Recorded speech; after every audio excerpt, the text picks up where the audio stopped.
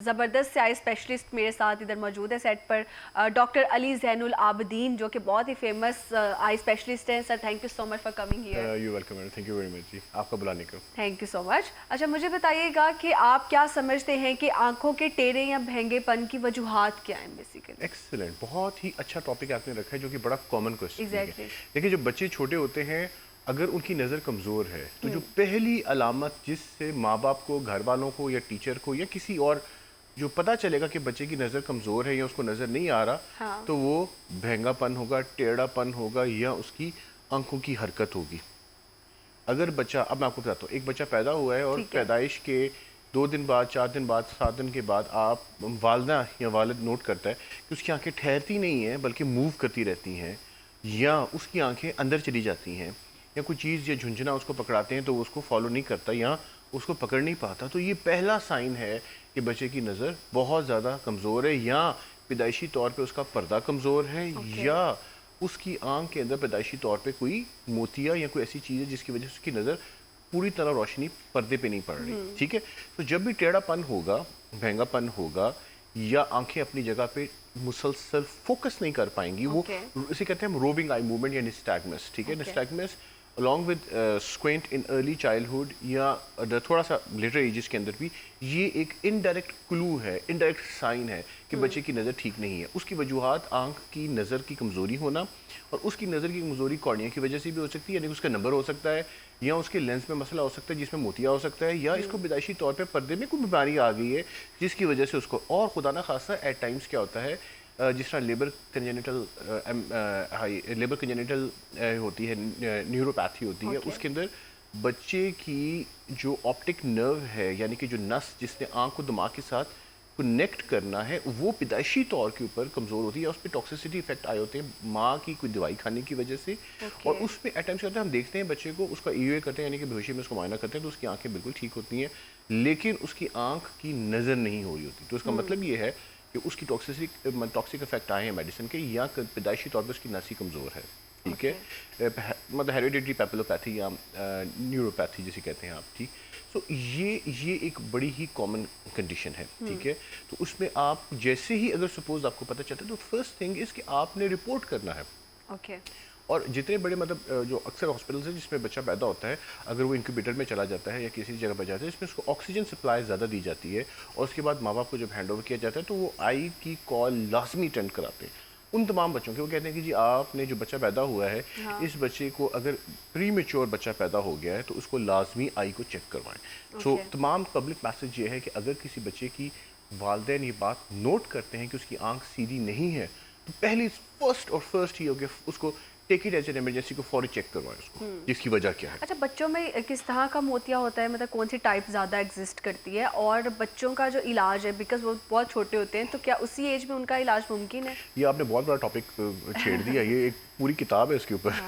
But अभी हम short में अगर जिस तरह आप कवर कर कंजेनिटल सकें। कैटरेज जो है, यानी जी। कंजेनिटल कैटरेज मतलब पैदाइशी तौर पर मोतिया, उसमें मतलब मुख्तलिफ टाइप है, उसके न्यूक्लियस भी हो सकता है, कॉर्टिकल भी हो सकता है, स्पोक्स भी हो सकते हैं। Yep. There are multiple types, toxicity की, Exactly. डाउन सिंड्रोम की वजह से, हेरिडिटरी कंडीशन की वजह से, so there are multiple causes जिसकी वजह से वो हो सकता है। लेकिन अगर हो जाता है तो उसका पहला इलाज है कि उसको साफ करें फौरी तौर पे। लेंस जो है, अगर एक आंख में है तो लेंस डालते हैं, और अगर दूसरी आंख, दोनों आंखों के अंदर है, तो फिर उसको बगैर लेंस के भी छोड़ा जा सकता है। लेकिन अगर एक Okay. आंख के अंदर है तो उसकी आंख में लाजमी लेंस, जो कॉन्टैक्ट लेंस या ग्लासेस, उसको मैनेज लाजमी, क्योंकि ये कंडीशन ऐसी है जिसके अंदर अगर आप इलाज ना करेंगे तो सारी उम्र के लिए उसकी बेचारी की नज़र हाँ, और कमजोर इसमें रह जाएगी। रिस्क ले ही नहीं सकते आप। एग्जैक्टली, ठीक है। ठीक है। तो ये भी अगेन जैसे एमरजेंसी, उसमें आपने चेक करवा के उसके बाद अगर मोतिया है तो उसका इलाज है कि उसको सफाई करा के, और अगर एक आंख में तो उसकी आंख में लेंस डाल दिया जाए, और ठीक अगर है। दोनों आंखों के अंदर है तो फिर लेंस के बगैर भी, जब तक वो बड़ा नहीं हो जाता थोड़ा सा, तो उसको ग्लासेस पे रखा जा सकता है।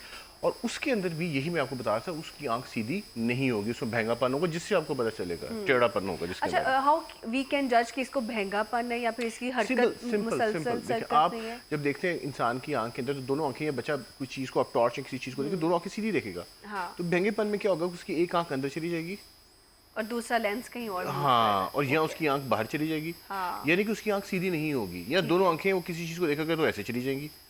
तो अगर दोनों आंखें इनवर्ट मूव करती हैं तो कंजेनिटल इज़ोट्रोपिया है, यानी कि ईजो की तरफ जा रहे हैं, और अगर एक आंख बाहर जा रही है तो एक्सो में जा रहा है, बाहर की तरफ जा रहा है। सो ईजो हो या एक्सो हो, ये तो है ना मतलब ये बड़े सीरियस कंडीशन है कि बच्चा पैदा हुआ है तो उसको कैटरेक्ट शुरू हो गया या उसके पीछे क्या उसका नाम है हेरिडिटरी रेटिनोपैथी शुरू हो गई है, रुबेला की इन्फेक्शन, कंजेनिटल रुबेला सिंड्रोम हो गया या उसको मोतियाँ आ गई या उसकी नर्व का डैमेज हो गया। अगर ये ना हो, सपोज एक बच्चा 2 साल का है, 4 साल का है, 6 साल का या 8 साल का है, उसकी मैनेजमेंट जो है ना वो इसलिए इमरजेंसी नहीं होती, लेकिन फिर भी उसकी ट्रीटमेंट लाजमी होनी चाहिए। अगर सपोज एक बच्चा 4 साल का है, 6 साल का या 8 साल का है और आपने देखा कि उसकी आंख अब अंदर जाना शुरू हो गई है, तो उसमें सबसे पहला काम ये किया जाता है कि उसका ऐनक का नंबर निकाला जाता है। ओके। इसका मतलब ये है कि उसकी जो आंख अगर अंदर जा रही है तो ज़्यादातर नॉर्मल केसेस के अंदर प्लस का नंबर उसको लग रहा होता है, ये 92% केसेस के अंदर। और अगर उसकी आंख बाहर जा रही है तो उसका मतलब नेगेटिव का सिलेंडर है उसकी आंख के अंदर, जिसकी वजह से उसकी आंख बाहर जा रही है। ये नॉर्मल हमारी है कि ऑब्जर्वेशन, यानी कि सपोज एक्सो में आंख जा रही है तो बेसिकली उसको स्टिग्मेटिज्म होगा, मार्पेक स्टिग्मेटिज्म होगा, उसकी आंख बाहर जा रही है। तो उसमें पहला काम होगा उसको 2 दिन ड्रॉप्स 40-45 मिनट के ड्रॉप्स नहीं होते भाई, 2 दिन ड्रॉप्स डालने होते हैं, सुबह शाम साइक्लोप्लेजिक, जिसमें उसके मसल्स 48 आवर्स में एग्जैक्ट रिलैक्स करके एक ऑर्थोफोरिक मतलब एक जीरो कंडीशन में आएंगे। उसमें हम उस आंख के ऑप्टिकल सिस्टम का एक पावर निकालेंगे, जनरेट करेंगे कि ये पावर इसकी आंख की, उस पावर को उसमें से हम उसका वर्किंग डिस्टेंस सब्ट्रैक्ट करके उसको एक्चुअल नंबर देंगे और वो आपकी पहली प्रिस्क्रिप्शन होगी। ये अगेन पब्लिक मैसेज है, अगर बच्चा बड़ा है और उसकी आंख टेढ़ी है और आपने उसका टेस्ट करवाया और उसकी आंख का एक नंबर निकल आया और उस नंबर के साथ उसकी आंख सीधी हो जाती है तो उसकी सर्जरी नहीं की जाती। तो अगर आंख सीधी हो जाती है ऐनक के साथ तो उस पेशेंट की सर्जरी नहीं की जाती। go for easy solution first Not and then easy, that is a solution. Yep. That is a solution. That is not about easy and difficult. Whatever the solution, we have to do it.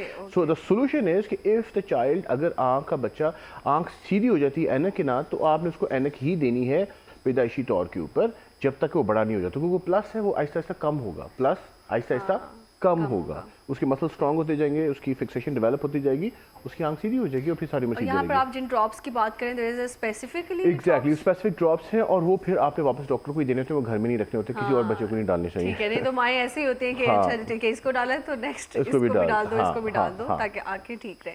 अच्छा, यहाँ पे मेरा एक सवाल है कि बच्चों का नज़र पे जो इफेक्ट पड़ता है वो तो हमने सुना है मोबाइल की वजह से बहुत वर्स्ट पड़ता है, लेकिन मोबाइल की ज़्यादा यूजेज की वजह से भी ये प्रॉब्लम हो सकता है। मोबाइल तो अब आया ना, मोबाइल तो अब यूज़ कर रहे हैं, ये बेसिकली हम इसे अपनी ज़ुबान में अकोमोडेशन कहते हैं, इसकी टेक्निकल टीम है।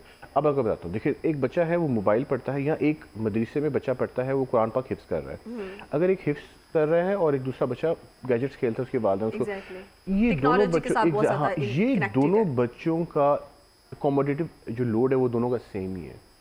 अब मैं आपको बताता हूँ, असल में ये होता है, ये मॉडिफाइंग फैक्टर्स हैं। एक बच्चा है उसकी पैदाइशी तौर पर उसकी आँख कमज़ोर है, उसकी वालिदैन की तरफ से उसको जीन आ गया, ऊपर से आप उसको टैब देंगे सारा दिन या उसको आप देंगे हिफ्ज़ करने के लिए कुरान पाक का सवारा पढ़ने के लिए देंगे सारा दिन, तो उसकी आँख का नंबर बहुत तेज़ी से गिरेगा।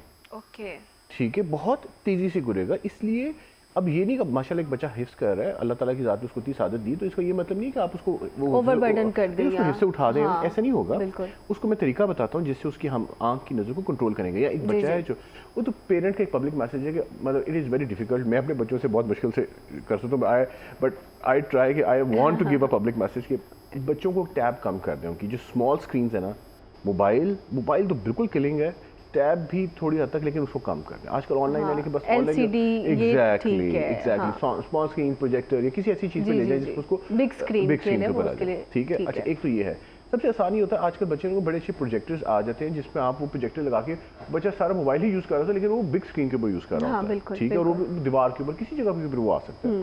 सो एक तो ये है कि सबसे इंपॉर्टेंट बच्चों को लाजमी तौर पर मेक श्योर करें कि वो बिग स्क्रीन पे जाएं, उससे उनकी अकोमोडेटिव एफर्ट वो कम हो जाएगी। अब ये कैसे कम होगी, देखें जब बच्चा इस जगह पे फोकस करेगा 1.5 फीट के ऊपर, तो उसकी आंख की जो स्मॉल मसल्स है वो कॉन्ट्रैक्ट करके लेंस की पावर को चेंज करेंगे उस जगह पे फोकस रखने के लिए। तो जब वो कॉन्ट्रैक्ट करेंगे तो उसकी वजह से मार्पिक शिफ्ट इन जनरल ज़्यादा आती है। लेकिन अगर वही बच्चे सामने देखेंगे किसी चीज़ को तो उनके मसल्स रिलैक्स होंगे, उनकी आंख के ऊपर जो अकोमोडेटिव एफर्ट है वो कम हो जाएगी। तो जब अकोमोडेटिव एफर्ट कम हो जाएगी तो उनके मसल्स रिलैक्स रहेंगे। तो बिग स्क्रीन का ये कंसेप्ट है। और अब अगर सपोज एक माशाल्लाह हिफ्ज़ कर रहा है बच्चा, तो उसने सारा दिन पढ़ाई करनी, तो उसको हम ये सोचाते हैं कि बेटा आपने 5 या 10 मिनट 15 मिनट नज़र निगाह लगाने के बाद आपने 2-4 सेकंड के लिए 10 सेकंड के लिए बेशक सिवारे से आंख उठा के सामने देखना है, जिसमें आपने अपनी आंखों को रिलैक्स करना है। और हम आंखों को रिलैक्स किन तरीकों से कर सकते हैं? यही देखें ना, आपने अकोमोडेशन को रिलैक्स करते हैं, जब आप दूर देखते हैं तो अकोमोडेशन रिलैक्स होती है, एट ईज होती है। ये एक नेचुरल है, जब आपने दूर देखना है तो अकोमोडेशन एट रिलैक्स होगी, मतलब वो एट ईज होगी। लेकिन द मोमेंट आप नज़दीक देखेंगे तो सिली मसल्स कॉन्ट्रैक्ट करेंगे और लेंस की पावर चेंज करेंगे तो योर अकोमोडेशन इज वर्किंग।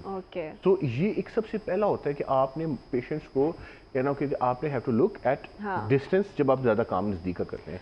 अच्छा डॉक्टर अली, मुझे बताइएगा कि शुगर के जो मरीज़ हैं, शुगर कितना ज़्यादा जो है वो इस वजह बनता है इसका आंखों के टेढ़ेपन का, या फिर इसका शिकार होती है ये आपने बड़ी सी कहते हैं।